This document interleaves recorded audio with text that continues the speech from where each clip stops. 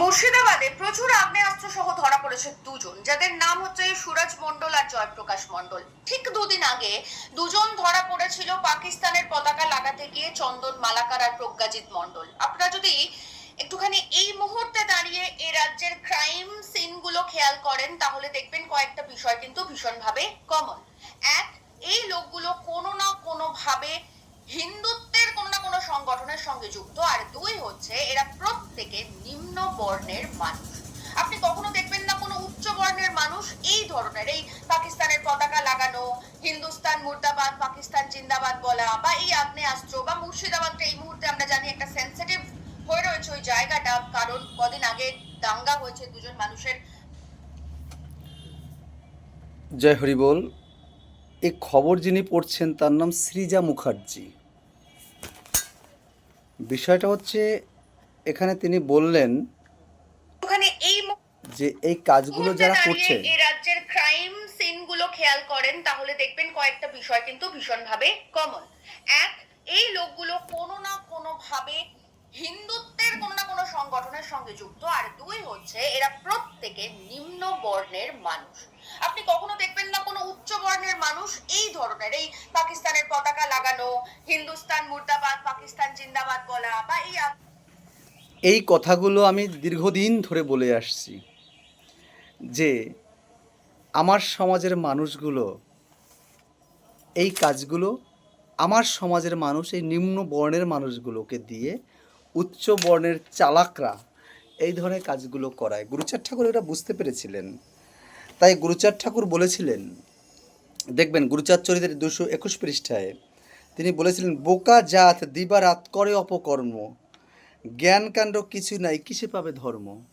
কারণ এই মানুষগুলোকে দিয়ে, এই বোকা মানুষগুলোকে দিয়ে উচ্চ বর্ণের চতুর লোকরা তারা এই কাজগুলো করে। আজকে মুর্শিদাবাদে অস্ত্র ধরা পড়ছে সব এই সম্প্রদায়ের মানুষ। আজকে পাকিস্তান মুর্দাবাদ বলে যে পতাকা উত্তোলন করছে তারা এরা।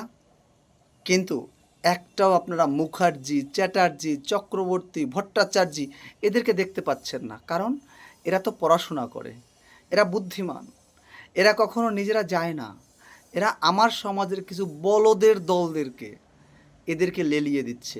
আপনি দেখবেন এই যে ভিডিওটা করছি, এই ভিডিওতে দেখবেন যে কজন প্রতিবাদ করবে, যে কজন প্রতিক্রিয়া দেবে, যে কজন বাজে বাজে কথা বলবে, সবগুলো টাইটেল দেখবেন সরকার, বিশ্বাস, মণ্ডল, বাইন, সুতার, মজুমদার, এই ধরনের টাইটেল দেখবেন, মিলিয়ে নেবেন।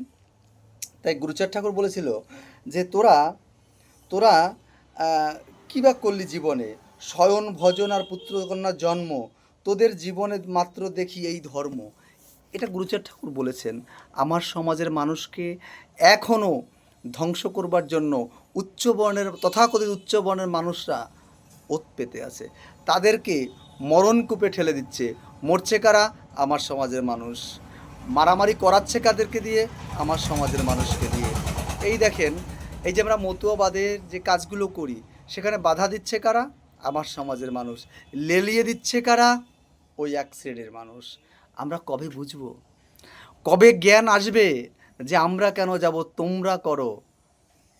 যতদিন না আমাদের এই জ্ঞান আসবে ততদিন আমাদের এইরকম কথা শুনতে হবে। আর সৃজা মুখার্জি বললেন যে যত এ ধরনের কাজ সব নিম্নবর্ণের মানুষেরা করেন, উচ্চ বর্ণের মানুষেরা এ ধরনের কাজ করেন না।